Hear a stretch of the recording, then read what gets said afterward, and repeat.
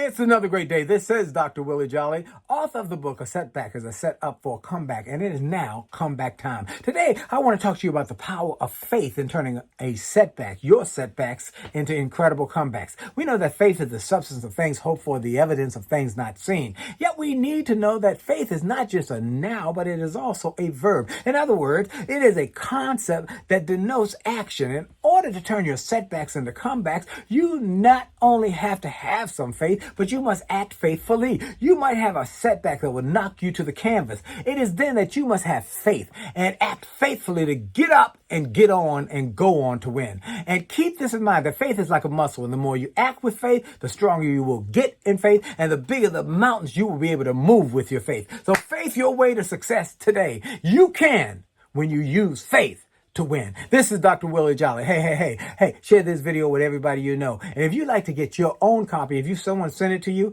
go to wjwild.com to sign up. And everybody go to winwithwillie.com for resources. Get my books, my resources to help you win more. And remember to make the most of each and every minute, because your best is yet to come. Have a great day.